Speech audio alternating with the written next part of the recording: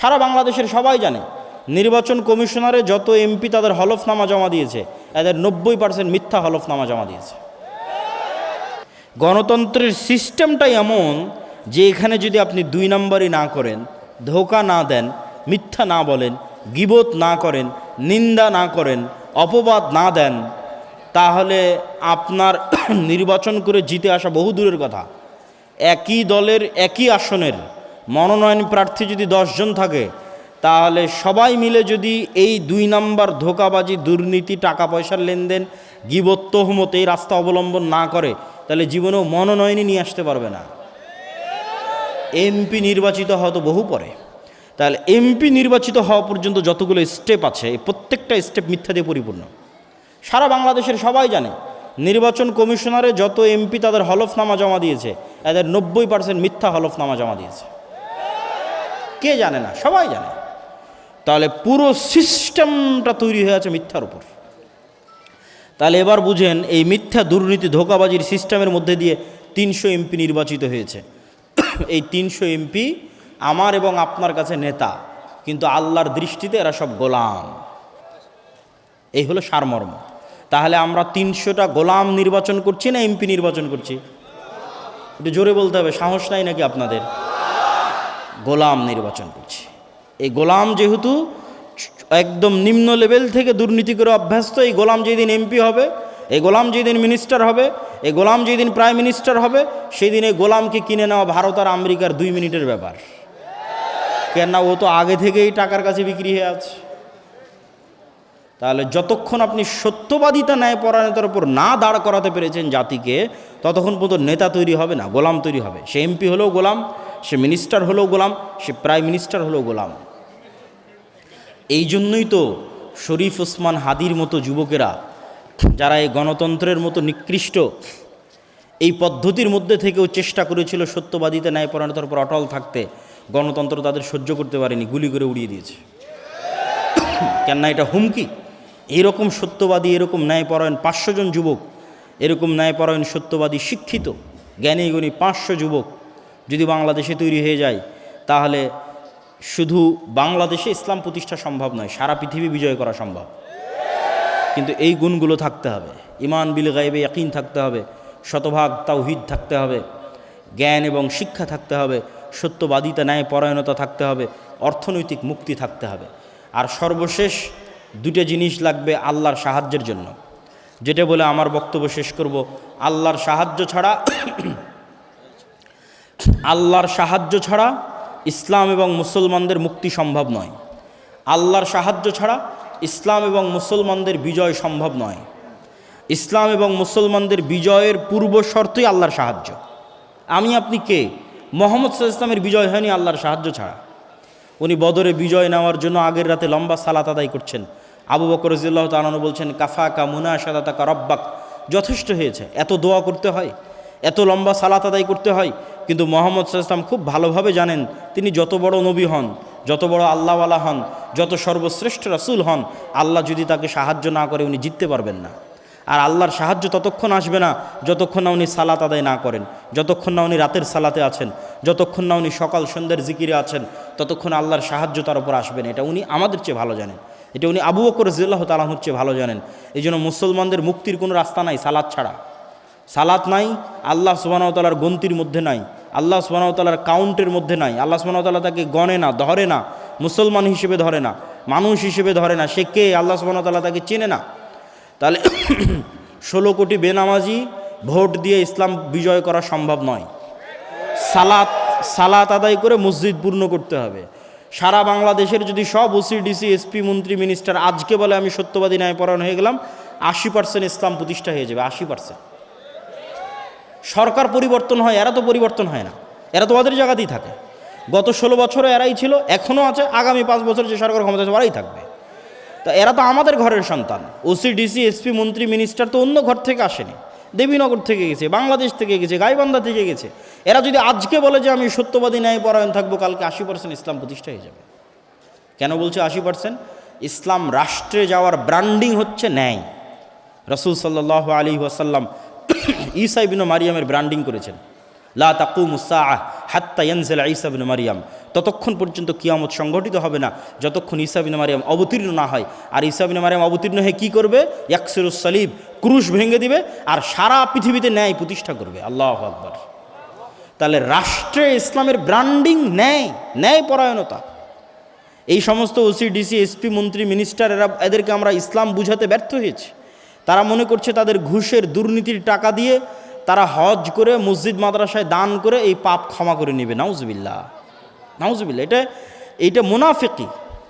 বরং তাদের বোঝা উচিত ছিল তারা যেই পদে আছে ওই পদে সে ওই দানবীরের এবং তাহাজ্জুদ গুজারের চেয়ে বেশি নেকি অর্জন করতে পারত যদি রাসূল সাল্লাল্লাহু আলাইহি সাল্লামের এই হাদিসকে ফলো করতো যে সাবআতু ইউদিল্লুহুমুল্লাহ ইয়াউমা লা যিল্লা ইল্লা যিল্লুহ, ইমামুন আদিল, 7 শ্রেণীর মানুষকে আল্লাহ তার আরশের ছায়া দিবেন। তার মধ্যে সালাত আদায়কারীকে অতিক্রম করে গেছে, দানবীরকে অতিক্রম করে গেছে, যে সে হচ্ছে ইমামুন আদিল, রাতের তাহাজ্জুদের সালাত এবং দান এইটিকে অতিক্রম করে গেছে, যে তার পদে দায়িত্ব পালন অবস্থায় ন্যায়পরায়ণ। তাহলে ওই ওসি হারাম টাকা দিয়ে হজের নেকি অর্জন করতে চায়। আরে পাগল, ওখানে বসে থেকে তুমি ন্যায় প্রতিষ্ঠা করো, তাহলে তো তুমি এমনি এর চেয়ে বেশি নেকি বাবা।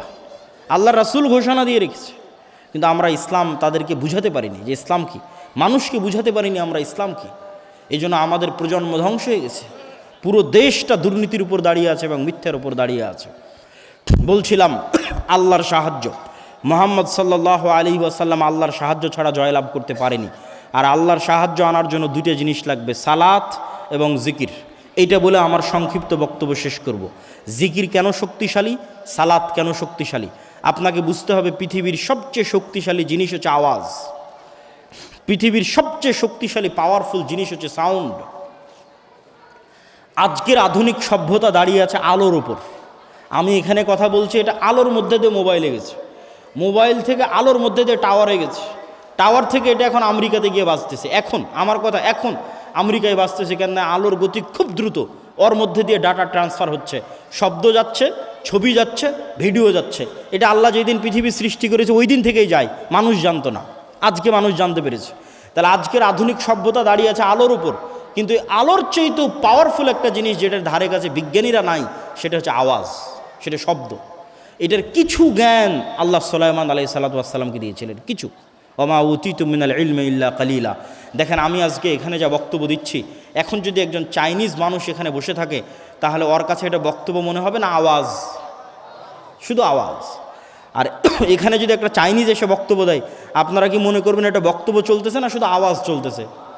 শুধু আওয়াজ চলতেছে। এইরকমই আওয়াজের একটা ফরম্যাট উচ্চারণ করলে, এখানে যে পিঁপড়া চলতেছে, এখানে যে মাছি এবং মশা আছে, কোন আওয়াজ ওই মশা মাছি বুঝে ওটা যদি আমি উচ্চারণ করতে পারতাম ওই স্টাইলটা, যেমন আমি এখন একটা আওয়াজের ধরন উচ্চারণ করতেছি, ঠিক যখন আরবি বলতেছি ওটা আর এক ধরন, ইংরেজি বলতেছি ওটা আওয়াজের আর এক ধরন। তো আওয়াজের কোনো একটা ধরন উচ্চারণ করলে ওই মাছি বুঝতো যে আমি মাছিকে বলতেছি মাছি তুমি এখান থেকে উড়ে যাও, ও সাথে সাথে উড়ে যেত। আওয়াজের কোনো একটা ধরন উচ্চারণ করলে পাখি বুঝতো, এবং পাখি আমার কথা বুঝে বলতেও পারতো, আমিও তার কথা বুঝতে পারতাম। এই জ্ঞান আল্লাহ সুলাইমান আলাইহিস সালাতু ওয়াস সালামকে দিয়েছিলেন। পুরো পৃথিবীর সব কিছু আওয়াজ বুঝে, আওয়াজ শুনে।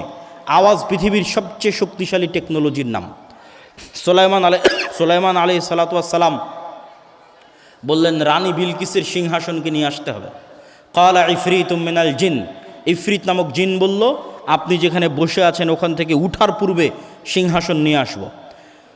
আরেকজন আল্লাযী ইনদাহু ইলমুম মিনাল কিতাব, সে জিন না মানুষ তার বর্ণনা কোরআনের আয়াতে নাই, কিন্তু কোরআনের আয়াতে বলা হচ্ছে যে আর একজন যাকে আল্লাহ কিতাবের জ্ঞান দিয়েছিল, সে বলল আপনার চোখের পলক পড়ার পূর্বে সিংহাসন এখানে উপস্থিত হবে।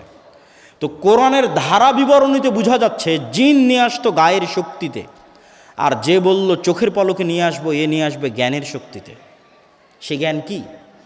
কিছু মুফাসসির লিখেছেন আল্লাহু আলাম, আল্লাহ ভালো জানে, তবে ঠিকও হতে পারে যে তার কাছে ইলমুম মিনাল কিতাব, কিতাবের কি জ্ঞান ছিল। কিছু মুফাসসির লিখেছেন লাওহে মাহফুজের বিশেষ জিকির, আল্লাহ সুবহানাহু তাআলার বিশেষ কোনো জিকিরের জ্ঞান ওই ব্যক্তির কাছে অথবা ওই জিনের কাছে ছিল, যেটা বলা হচ্ছে আল্লাহ ইনদাহু ইলমুম মিনাল কিতাব, যে জিকির উচ্চারণ করে চোখের পলকে সিংহাসনকে ওখান থেকে সুলাইমান আলাইহিস সালাতু ওয়াস সালামের সামনে নিয়ে আসা হয়েছে। শব্দের চেয়ে পাওয়ারফুল কিছু পৃথিবীতে নাই।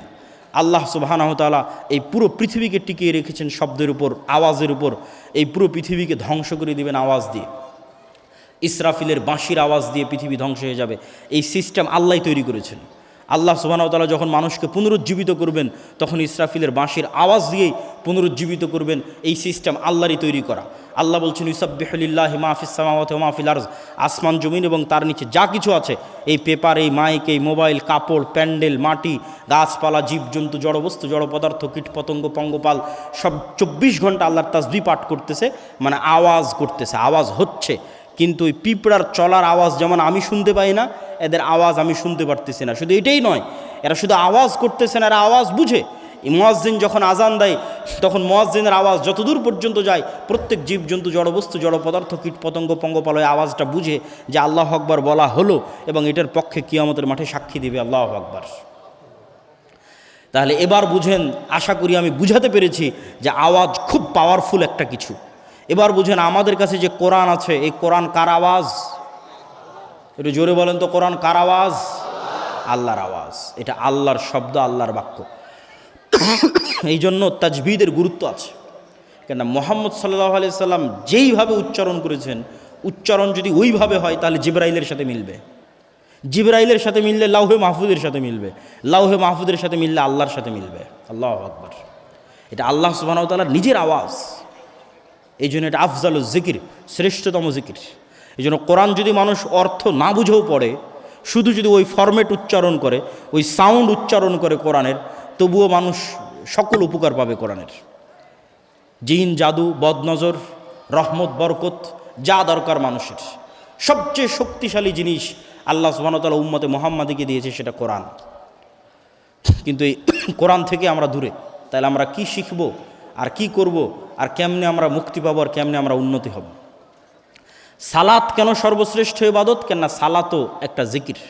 আকিমিস সালাত আলি যিকরি। মানুষের কালবের উচিত 24 ঘন্টা আল্লাহর জিকির করা, কিন্তু 24 ঘন্টা পারে না যেহেতু, এই জন্য সর্বনিম্ন 5 বার অন্তত আল্লাহকে স্মরণ করতে হবে, না হলে আল্লাহর গণনার খাতা থেকে বাদ চলে যাবে। ওই 5 বার জিকির করার যে সিস্টেম, সেটা হচ্ছে সালাত। দিনে রাতে 24 ঘন্টায় 5 বার অন্তত আল্লাহকে মসজিদে গিয়ে স্মরণ করতে হবে। আর এই কালব যতক্ষণ আল্লাহ সুবহানাহুর সাথে সংশ্লিষ্ট, কানেক্টেড না থাকবে, ততক্ষণ আল্লাহর সাহায্য আসবে না। আল্লাহ সুবহানাহু ওয়া তাআলা মুসা আলাইহিস সালামকে বলেছেন, ওয়ালা তানিয়া ফি যিকরি, আমাকে জিকির করতে, স্মরণ করতে ভুলিও না।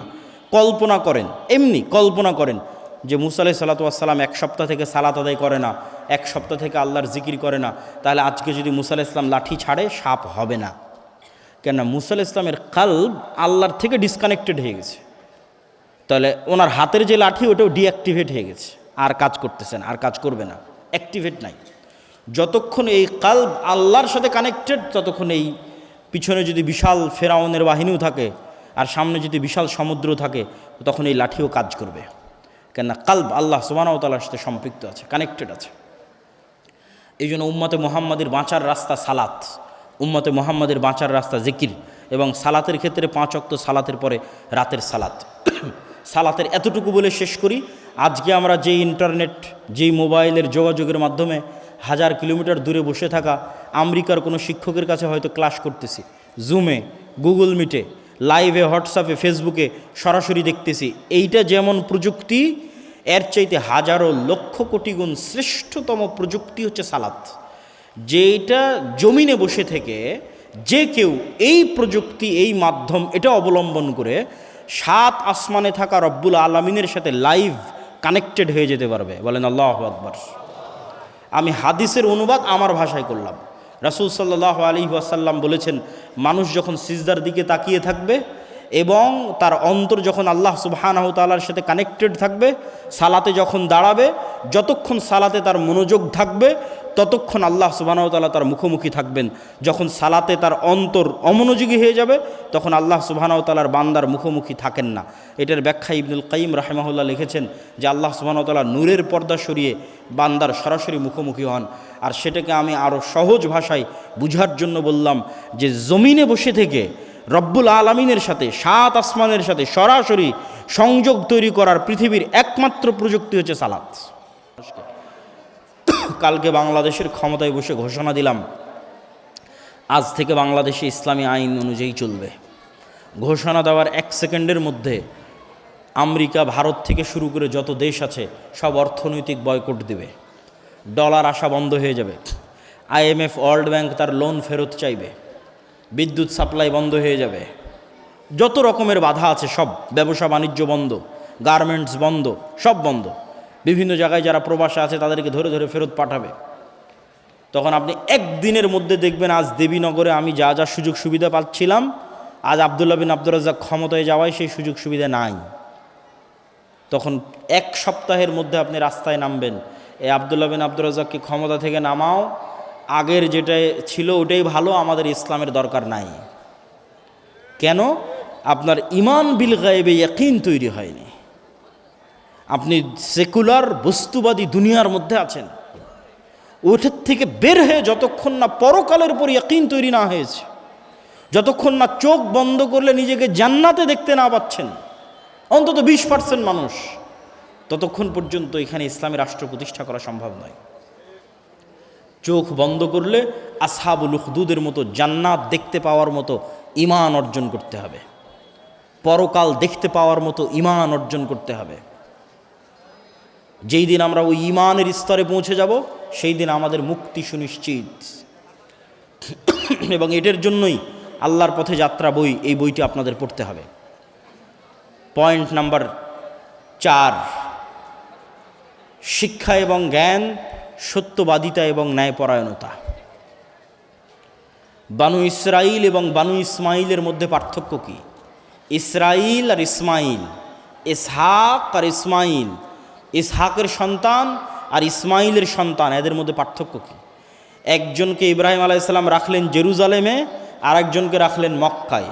জেরুজালেম থেকে ইসহাকের সন্তানেরা কোথায় চলে গেল? ইয়াকুব, ইউসুফ চলে গেল মিশর। মিশরে গিয়ে 300 বছরের গোলাম হলো ফেরাউনের। ফেরাউনের 300-400 বছরের গোলামির পর মুসা আলাইহিস সালামের হাত দিয়ে মুক্তি। এ হলো বানু ইসরাইল। বানু ইসরাইলরা ইতিহাসের লম্বা সময়ে কখনো গোলাম কখনো স্বাধীন, কিন্তু ফেরাউনের দীর্ঘ গোলামির কারণে এরা মিথ্যা, ধোঁকা, দুর্নীতি, 2 নাম্বারি রাস্তা, জুয়াচুরি এগুলো শিখে নিয়েছিল। এই জন্য আল্লাহ যখন বলল শনিবারের দিন মাছ ধরা যাবে না, ওরা শনিবারের দিন মাছগুলো আটকে রেখে রবিবারের দিন ধরলো। মাছ ওগুলোই ধরলো যেগুলো শনিবারে এসেছিল, কিন্তু আল্লাহকে দেখালো যে আল্লাহ শনিবারে তো ধরিনি, রবিবারে ধরেছে। এই যে ধোঁকাবাজি বুদ্ধি কোথায় থেকে শিখলো? ফেরাউনের গোলাম থাকা অবস্থায় শিখেছে। এবার বানু ইসমাইল থাকতো মক্কায়। মক্কায় নদী আছে? নাই। সমুদ্র আছে? নাই। আবাদ হয়? নাই, কিচ্ছু নাই। তাহলে মক্কা মানুষ কেন দখল করবে? কেউ কোনোদিন মক্কা দখল করতে যায়নি। ফলত ইসমাইলের সন্তানেরা কোনোদিন গোলাম হয়নি। একবার মাত্র আব্রাহা, তাও টাকার কারণে নয়, ইবাদতের কারণে কাবা ঘর ধ্বংস করতে গেছিল। দখল করে রাখবে এটা উদ্দেশ্য ছিল না। ও ইয়েমানে একটা কাবা ঘর বানিয়েছিল, সেখানে মানুষ যেত না, সেই রাগে ও কাবা ঘর ধ্বংস করতে এসেছিল, ব্যর্থ হয়েছে। তো মুহাম্মদ সাল্লাল্লাহু আলাইহি ওয়াসাল্লাম পর্যন্ত ইসমাইলের সন্তানেরা কেউ কোনোদিন গোলাম ছিল না, কৃতদাস ছিল না। যেহেতু গোলাম ছিল না, সেহেতু ইসমাইলের সন্তানেরা বেশিরভাগই মিথ্যা, 2 নাম্বারি, ধোঁকা, জুয়াচুরি এগুলো জানতো না। আপনি ইতিহাস ঘেটে দেখেন, আব্দুল মোত্তালেব আল্লাহর নবীর দাদা, কাফের মুশরিক, কিন্তু মিথ্যুক, 2 নাম্বারি করেছে, কারো টাকা মেরে দিয়েছে, ধোঁকাবাজি করেছে, এটা ইতিহাস থেকে পাবেন না। আল্লাহর নবীর চাচা আবু তালেব কাফের মুশরিক অবস্থায় মৃত্যু হয়েছে, কিন্তু ধোঁকাবাজ, ওয়াদা খেলাফকারী, টাকা নিয়ে মেরে দেয়, জবরদখল করে, অন্যায়কারী, এরকম কোনো ইতিহাস আবু তালেবের জীবনী থেকে খুঁজে বের করতে পারবেন না। থাকতে পারে মানুষের মধ্যে খারাপ ভালো থাকবে, ইসমাইলের সন্তানেরা সবাই ভালো এটাও বলবো না, কিন্তু অধিকাংশই তারা গোলামি যেহেতু করেনি, ফলত তারা মিথ্যা, ধোঁকাবাজি এই জিনিসগুলো জানতো না, ঠিক যেমন মুহাম্মদ সাল্লাল্লাহু আলাইহি ওয়াসাল্লাম জানতো না। তাহলে কি বোঝা গেল? গোলামির সাথে মিথ্যা, দুর্নীতি, ধোঁকাবাজি সম্পৃক্ত। যে গোলাম হবে ও অটোমেটিক এই জিনিসগুলো শিখে যাবে। তো উম্মতে মুহাম্মাদি যেহেতু বানু ইসমাইল, এরাও কোনোদিন মিথ্যা, ধোঁকাবাজি জানতো না। মানুষ এদের সততা দেখে ইসলাম গ্রহণ করেছে, কিন্তু যখন ইউরোপ এদেরকে গোলাম বানিয়ে রেখেছে 300 বছর, এই ভারত, বাংলাদেশ, পাকিস্তানি 190 বছর, তখন এই গোলামির সময়ে এরা মিথ্যা বলা শিখে নিয়েছে, ধোঁকাবাজি 2 নাম্বারই শিখে নিয়েছে। আব্দুর রহিম তো সুন্নাতের কথা বলল, গাজার সুন্নাতের অনুসরণের কথা বলল। আমি আরেকটা উদাহরণ দিয়ে যাই যে গাজায় যত ত্রাণ বিতরণ হয়, এই ত্রাণ বিতরণ নিয়ে যে সিন্ডিকেট আছে, এই সিন্ডিকেটের পার্সেন্টেজ ইহুদিদের হাতে যায় না। এই সিন্ডিকেট জর্দান, মিশর এবং ওই ফিলিস্তিনের অভ্যন্তরের মুসলমান, এদের টপ লেভেলের যারা আছে এরা এই সিন্ডিকেট মেনটেন করে। তাহলে মিশরে যেই জিনিসের দাম 10 টাকা, গাজার মধ্যে ওই জিনিসের দাম 500 টাকা। কে বাড়ালো 500 টাকা? এটা একটা সিন্ডিকেট। এই সিন্ডিকেট সব মুসলমান, এটা ইহুদিরা নয়। তাহলে এদের মধ্যে স্বভাব ঢুকে গেছে বানু ইসরায়েলের, গোলামির স্বভাব, মিথ্যা, ধোঁকা, 2 নাম্বারি, জুয়াচুরি, জোর জবরদস্তি। তাহলে এরা কিভাবে নেতা হবে, কিভাবে নেতৃত্ব দিবে, কিভাবে স্বাধীন হবে, কিভাবে আজাদ হবে? সম্ভব নয়। এই জন্য সত্যবাদিতা, ন্যায়পরায়ণতা একটা মানদণ্ড, যেই মানদণ্ড দিয়ে উম্মতে মুহাম্মাদি নেতা হতে পারে, নেতা হওয়া সম্ভব। তো আমাদের ওপর গণতন্ত্রকে চাপিয়ে দেওয়া আছে গোলাম তৈরির কারখানা হিসেবে। গণতন্ত্র হচ্ছে গোলাম বানানোর কারখানা। এখান থেকে কি তৈরি হয় বলেন তো? গণতন্ত্র থেকে কি তৈরি হয়? একটু জোরে বলতে হবে। কি তৈরি হয়? গোলাম তৈরি হয়। কিভাবে? তা আমার কাছে অত্যন্ত, আমার কাছে মনে হয়েছে যে আমি কখনো এত সুন্দর করে বক্তব্যকে তুলে ধরতে পারিনি, সে যত আজকে সুন্দর করে বক্তব্যকে তুলে ধরেছে। তো এই বক্তব্যের উপর আমল করার লক্ষ্যে, এই বক্তব্যের উপর সামনের দিকে এগিয়ে যাওয়ার লক্ষ্যে দেবীনগরের যুব সমাজ কাজ করুক, এটি আমরাও চাই। তবে সেক্ষেত্রে বক্তব্যের যে সিলেবাস আমরা তৈরি করেছি, এই সিলেবাসের উপর ট্রেনিং খুবই গুরুত্বপূর্ণ। আমরা গত বছর প্রোগ্রামে বক্তব্য দিয়ে যাওয়ার পর আজ এখানে বক্তব্য দিতে আসার পূর্ব পর্যন্ত, এখন পর্যন্ত শুধু একজন শিক্ষক ট্রেনিং নিয়েছে এই 1 বছরে। তো এটি আমাদের কাছে গ্রহণীয় নয়।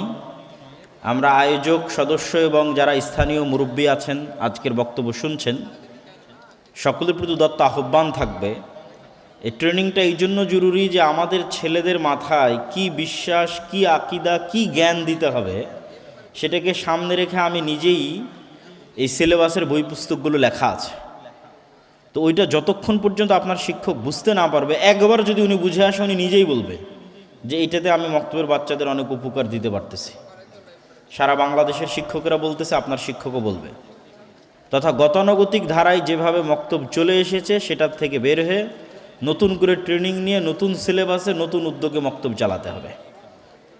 আর আমাদের মক্তবগুলোর উদ্যোগে আন্তঃপ্রতিযোগিতার যে শেষ পর্ব, ফাইনাল রাউন্ড, যেটা এনটিভিতে প্রচারিত হবে রমজান মাসে প্রতিদিন বিকেল 3টের সময়, সেই অনুষ্ঠানের কার্যক্রমও চলমান। ঢাকাতে সেই কার্যক্রম চলমান আছে এখন, যেখানে আমাদের ফাইনাল রাউন্ডে 40 জন শিক্ষার্থী উত্তীর্ণ হয়েছে। আমি জানি না চাঁপাইনবাবগঞ্জের কোনো শিক্ষার্থী উত্তীর্ণ হয়েছে কিনা। সারা বাংলাদেশের সকল মক্তবের মধ্যেই, আমাদের অধীনে পরিচালিত সকল মক্তবের মধ্যে এটি আয়োজন হয়েছিল। পাশাপাশি আরও একটি বিষয়, যে আমাদের নতুন 2টি বই আপনাদের সামনে এসেছে। একটি আব্দুর রহিম বিন আব্দুর রাজ্জাকের লেখা রাসূল সাল্লাল্লাহু আলাইহি ওয়াসাল্লাম দেখতে কেমন ছিলেন, তার চেহারা, তার শরীর, তার অবকাঠামো, তার দাড়ি, তার চুল, তার হাঁটার স্টাইল, সবই সেই বইয়ে আলোচনায় স্থান পেয়েছে। আর আমার লিখিত আল্লাহর পথে যাত্রা, এই আল্লাহর পথে যাত্রা বইটি সালাফে সালেহিনের লেখা অসংখ্য গুরুত্বপূর্ণ বইয়ের সারমর্ম। যেমন ইবনুল কাইয়িম রাহিমাহুল্লাহর লেখা আদ-দা ওয়াদ দাওয়া, আল ওয়াবিলুস সাইয়্যিব, কিতাবুর রূহ, এই বইগুলোর যেমন সারমর্ম আছে, ঠিক তেমনি ইবনুল কাইয়িম রাহিমাহুল্লাহ আল্লাহর নাম এবং গুণাবলীর উপর যত আলোচনা করেছেন তার বিভিন্ন বইয়ে, সেই আলোচনাগুলোর সারমর্ম আছে। তারপরে কিতাবুত তাওহীদ, যেটা মুহাম্মদ ইবনে আব্দুল ওয়াহ্হাব রাহিমাহুল্লাহর লেখা, সেই বইয়ের সারমর্ম আছে। নওয়াকিজুল ইসলাম, কাওয়াইদুল আরবাআ, উসুলুস সালাসা, এই বইগুলোর সারমর্ম আছে। শেখ সালেহ আল উসাইমিন রাহিমাহুল্লাহর লেখা আল কাওয়াইদ আল মুসলা, আল্লাহ সুবহানাহু ওয়া তাআলার নাম ও গুণাবলীর উপর গুরুত্বপূর্ণ নিয়ম কানুনের একটি বই। এই বইয়ের সারমর্ম আছে শাহ ওলিউল্লাহ মুহাদ্দিস দেহলভী রাহিমাহুল্লাহর হুজ্জাতুল্লাহিল বালেগার অনেক আলোচনা এই বইয়ে আছে। ইমাম গাজালি রাহিমাহুল্লাহর ইহয়া উলুমুদ্দিনের অনেক আলোচনা এই বইয়ের মধ্যে আছে। সালাফে সালেহিনগণ মানুষকে দ্বীনের পথে নিয়ে আসার জন্য সাধারণ মানুষের উপযোগী করে যত বই লিখেছিলেন, যেগুলোতে সাধারণ মানুষের উপকার হতে পারে, তার প্রায় অধিকাংশ বই থেকেই সারমর্মস্বরূপ আলোচনা নিয়ে সহজবোধ্য ভাষায় রূহ, নফস, শয়তান, ফেরেশতা, তাওহীদ, আল্লাহর নাম ও গুণাবলী, গুনাহের প্রভাব, প্রতিকার, ইবাদত সব মিলিয়ে এই বইটি একটি ইসলামের সারমর্মস্বরূপ বই। এবং আলহামদুলিল্লাহ এই বইয়ে কোনো ধরনের আকিদাগত ত্রুটি নাই, বরং আকিদার বাংলা ভাষায় লেখা, মানুষের জন্য সহজবোধ্য শ্রেষ্ঠতম একটা বই হতে পারে আল্লাহর পথে যাত্রা এই বইটি। তবে আমরা বলতে চেয়েছি যে মানুষ যেন ইসলামের খণ্ডিত অংশ নিয়ে ব্যস্ত না থাকে। আপনি যদি আজকে বলেন ইসলাম মানে শুধু আকিদা, তাহলে সালাত, সিয়াম, হজ, জাকাত কোথায় যাবে? কেউ যদি বলে ইসলাম মানে শুধু রাষ্ট্র ক্ষমতা, তাহলে মুআমালাত কোথায় যাবে? তা আমরা এটি ফুটিয়ে তুলতে চেয়েছি যে ইসলামের যে একটি সামগ্রিক রূপ, যেখানে অবশ্যই আকিদা সবচেয়ে গুরুত্বপূর্ণ। এই জন্য এই বইয়ের অধিকাংশ আলোচনাই আকিদার উপর, এবং ব্যতিক্রম ধর্মী একটি আকিদার বই হিসেবে গণ্য হতে পারে এই বইটি। কিন্তু তার পাশাপাশি আর অন্যান্য গুরুত্বপূর্ণ আলোচনাও এই বই স্থান পেয়েছে। এই বইটি প্রত্যেকটি মসজিদ, মাদ্রাসা, স্কুল, কলেজে অন্তত সপ্তাহে একদিন 1-2 পৃষ্ঠা করে পড়ে পাঠচক্র হিসেবে জ্ঞান অর্জনের চেষ্টা করা উচিত। আজকের যারা মক্তব নিয়ে কাজ করছে, দাওয়ায়ে ইলাল্লাহর যুব সমাজ দেবীনগর, তাদের প্রতি দত্ত আহ্বান থাকবে প্রত্যেক মসজিদে, দেবীনগরের প্রত্যেকটা মসজিদে এই বইয়ের উপর সাপ্তাহিক দার্স চালু করতে হবে। আল্লাহর পথে যাত্রা এই বইয়ের উপর। আল্লাহ সুবহানাহু ওয়া তাআলা আমাদের এই কার্যক্রমগুলোকে কবুল করুক। তারপরের সর্বশেষ জরুরি কথা, যেটা বলে আমার মূল বক্তব্যের দিকে এগিয়ে যাব, যারা আজকের প্রোগ্রামের আয়োজন করেছে তারা তো আপনাদের সহযোগিতাতেই চলবে। তাদের সহযোগিতা করা আপনাদের অত্যন্ত জরুরি কর্তব্য। তো অনেক সময় মনে হতে পারে যে আলেম ওলামা, মসজিদ, মাদ্রাসা তারা সবসময় অর্থনৈতিক সহযোগিতা চায়, কিন্তু আপনাকে এটাও বুঝতে হবে টাকা কেন গুরুত্বপূর্ণ। অর্থনৈতিক মুক্তি ছাড়া গোলামি থেকে মুক্তি হয় না। মুহাম্মদ সাল্লাল্লাহু আলাইহি ওয়াসাল্লাম যখন মক্কা থেকে মদিনায় হিজরত করেন, তখন তিনি দেখলেন মদিনার সব টাকা পয়সার কেন্দ্র হচ্ছে ইহুদিদের হাতে। আর মুহাম্মদ সাল্লাল্লাহু আলাইহি ওয়াসাল্লামকে ঘোষণা করা হলো মদিনার প্রধানমন্ত্রী। তো টাকা যদি থাকে ইহুদির হাতে, আমি প্রধানমন্ত্রী হয়ে কী করব? লাভ নাই। এটা মুহাম্মদ সাল্লাল্লাহু আলাইহি ওয়াসাল্লাম আমাদের চেয়ে ভালো বুঝতেন। এই জন্য তিনি আনসারদের বললেন, আনসারিরা তোমরা তো কৃষক, আর মুহাজির যারা মক্কা থেকে এসেছে এরা ব্যবসায়ী, তোমরা তোমাদের সম্পত্তির বিভিন্ন অংশ এই মুহাজিরদের দিয়ে দাও, তারা ব্যবসা করুক। ব্যবসা করলে মদিনার অর্থনৈতিক কন্ট্রোল মুসলমানদের হাতে আসবে। হলেও তাই। আল্লাহর নবীর জীবদ্দশাতেই ওসমান ইবনে আফফান, আব্দুর রহমান ইবনে আউফ, জুবাইর ইবনে আওয়াম, তারা আল্লাহর নবীর জীবদ্দশাতে কোটিপতি হয়েছে। বদরের যুদ্ধ অবশ্যই একটি ধর্মীয় যুদ্ধ, কিন্তু বদরের যুদ্ধে ঘটার যদি ধারা পরিক্রমা দেখেন, তাহলে দেখবেন এখানে অর্থনীতির গুরুত্ব আছে। এইদিকে যদি কেবলা হয়, তাহলে বুঝতে হবে এটা হচ্ছে মক্কা, এটা মদিনা, এটা হচ্ছে শাম, সিরিয়া। মক্কা থেকে সমুদ্রের ধার দিয়ে তারা ব্যবসা করার জন্য সিরিয়াতে যেত। মুহাম্মদ সাল্লাল্লাহু আলাইহি ওয়াসাল্লাম যখন মক্কা থেকে হিজরত করে মদিনায় আসলেন, তখন ওদের ব্যবসায়িক রুট বন্ধ করে দিলেন মক্কার কাফের মুশরিকদের জন্য। ব্যবসায়িক রুট বন্ধ হয়ে যাওয়ায় আবু সুফিয়ান আর ফেরত আসতে পারে না মক্কায়। তখন আবু সুফিয়ান সাহায্য চেয়ে পাঠায় আবু জাহালের কাছে। মদিনা রাষ্ট্রের প্রতিষ্ঠায় 1 সপ্তাহ হয়নি, 10 দিন হয়নি, মানে অল্প কয়দিন হয়েছে। সেই মদিনা রাষ্ট্র আজকে আমাদের ব্যবসায়িক রাস্তা বন্ধ করে দিচ্ছে। তাহলে আজ মদিনা যদি শক্তিশালী হয়, কাল আমরা খাবো কি ব্যবসা না করতে পারলে? তখন ব্যবসায়িক রুট ক্লিয়ার করার জন্য বদরের যুদ্ধ হয়েছে। এই জন্য বদরের যুদ্ধ মদিনার মধ্যে হয়নি, মদিনা থেকে 300 কিলোমিটার দূরে সমুদ্রের তীরে বদরের যুদ্ধ হয়েছে। আচ্ছা, আমরা যে দুটি বইয়ের কথা বলছিলাম, আব্দুর রহিম বিন আব্দুর রাজ্জাক এবং আমার, হয়তো প্রোগ্রামের শেষ পর্যন্ত বইগুলো নাও থাকতে পারে। আপনারা যদি কেউ সংগ্রহ করতে চান, তাড়াহুড়া না করে ধীরস্থিরভাবে স্টেজের পিছনে গাড়ি থেকে সংগ্রহ করতে পারেন, যদি কেউ সংগ্রহ করতে চান। তো মুহাম্মদ সাল্লাল্লাহু আলাইহি ওয়াসাল্লাম অর্থনীতি ভালো বুঝতেন, টাকার গুরুত্ব ভালো বুঝতেন। আমাদেরকেও বুঝতে হবে। উম্মতে মুহাম্মাদি একটি ব্যবসায়ী জাতি। উম্মতে মুহাম্মাদিকে চাকুরিজীবী বানিয়েছে ইউরোপিয়ানরা। উম্মতে মুহাম্মাদি শিক্ষিত জাতি। উম্মতে মুহাম্মাদিকে বেকার বানিয়েছে, শিক্ষা থেকে দূরে নিয়ে গেছে ইউরোপীয় উপনিবেশ। তাহলে এই শিক্ষা, এই ব্যবসা যেমন মুহাম্মদ সাল্লাল্লাহু আলাইহি ওয়াসাল্লামের বৈশিষ্ট্য, তেমন সাহাবীদের বৈশিষ্ট্য। যতদূর পর্যন্ত ইসলামের দাওয়াত গেছে, ততদূর পর্যন্ত ব্যবসায়ীদের হাত দিয়ে ইসলামের দাওয়াত গেছে। যত সাহাবীর জীবনী উঠাবেন, সব সাহাবীকে দেখবেন, অধিকাংশ সাহাবীকে দেখবেন নিজ বাড়িতে, নিজ ঘরে, নিজ এলাকায়, নিজ শহরে, নিজ জন্মস্থানে মারা যায়নি। ব্যবসার দাওয়াতের কাজে ছড়িয়ে পড়েছে, বিভিন্ন পৃথিবীর বিভিন্ন দিকে ছড়িয়ে গেছে। এক একজন এক এক জায়গায় মারা গেছে। কিন্তু উম্মতে মুহাম্মাদিকে এক নির্দিষ্ট জায়গাতেই, এক নির্দিষ্ট কাজেই চাকরের মতো থাকতে হবে, এই স্বভাব ইউরোপীয় উপনিবেশ থেকে এসেছে। তো অর্থনৈতিক গোলামি, অর্থনৈতিক মুক্তি ছাড়া গোলামি থেকে মুক্তি সম্ভব নয়। দান অত্যন্ত শক্তিশালী একটি ইবাদত।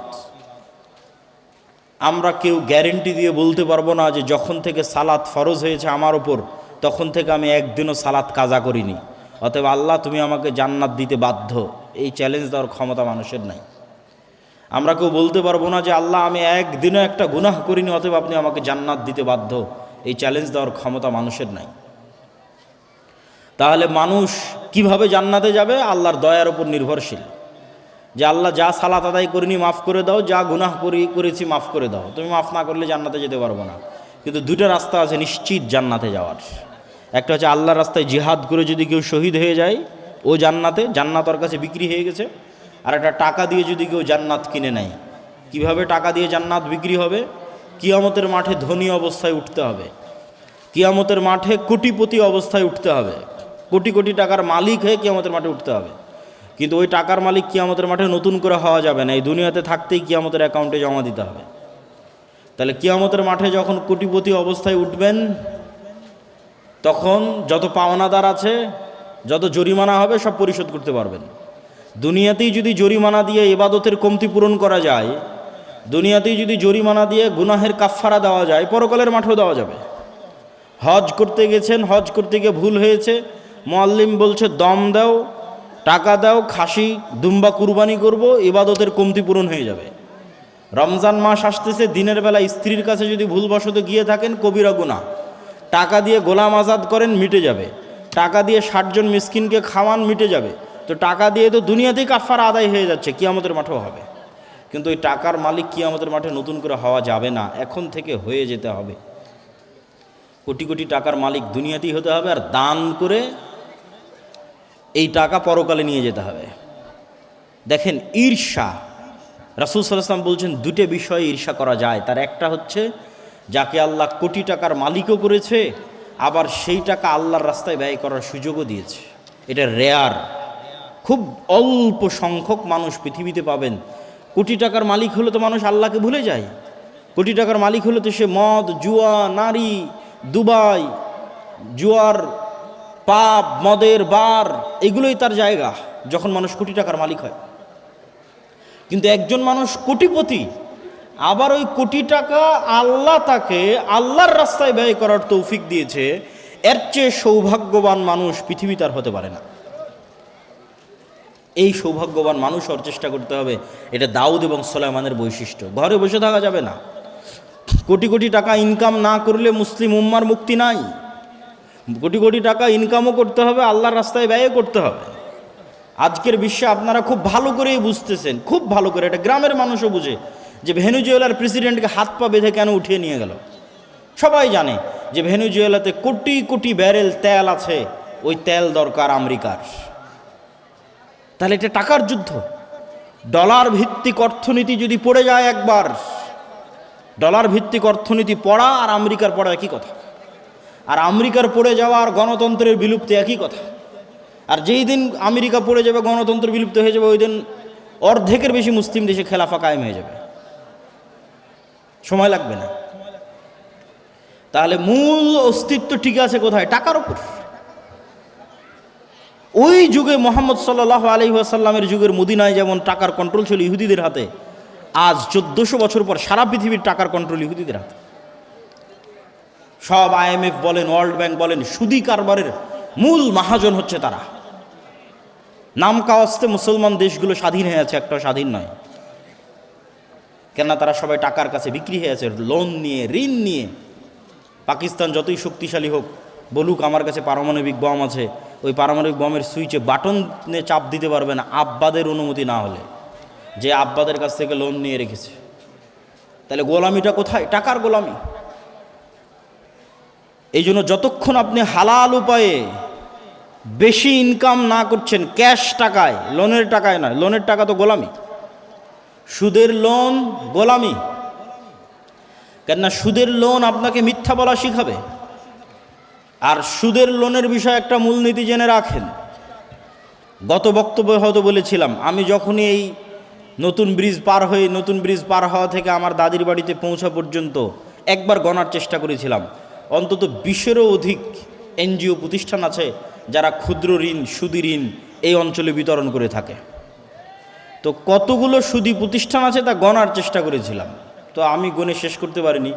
এত বেশি সাইনবোর্ড আছে রাস্তার মোড়ে মোড়ে, এত সুদি প্রতিষ্ঠানের। অথচ এই সুদ গোলামি কিভাবে? ইসলামের আগে একটা মূলনীতি বুঝে যান। ইসলামী সমাজ ব্যবস্থা কয়েকটা মূলনীতির উপর দাঁড়িয়ে আছে।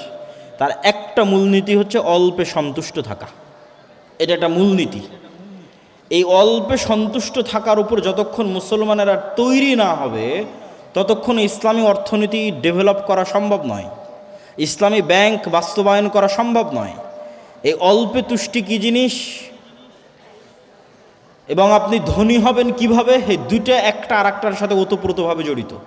আপনাদের দেবীনগরের মানুষকে অনেক দিন অনেক বক্তব্য, অনেক নাসিহা দিয়ে গেছে, আজকে ধনী হওয়ার রাস্তা বলে যায়। কেমনে ধনী হবেন? ধনী হওয়ার সহজ বুদ্ধি কি? 1 নাম্বার, পৃথিবীতে ধনী হওয়ার কোনো শর্টকাট রাস্তা নাই। ধনী হওয়ার প্রত্যেক শর্টকাট রাস্তা হারাম। আমার সাথে একটু বলেন তো, ধনী হওয়ার প্রত্যেক শর্টকাট রাস্তা কি? হারাম। চোখ বন্ধ করে মনে করবেন। কেউ যদি এসে বলে ভাই এত টাকা এখানে ইনভেস্ট করলে এত দ্রুত তুমি এত টাকার মালিক হয়ে যাবে, নিশ্চিত জেনে রাখুন ওখানে কোথাও না কোথাও হারাম আছে। সেটা মাল্টি লেভেল মার্কেটিং হোক, সেটা ডেস্টিনির মতো প্রতিষ্ঠান হোক, সেটার যেটাই আপনার গ্রামগঞ্জে আসুক না কেন, ধনী হওয়ার কোনো শর্টকাট রাস্তা নেই। তাহলে ধনী কিভাবে হবে? কম্পাউন্ড ওয়েতে ধনী হবে। আপনাকে উদাহরণ দিয়ে বুঝতে পারবেন।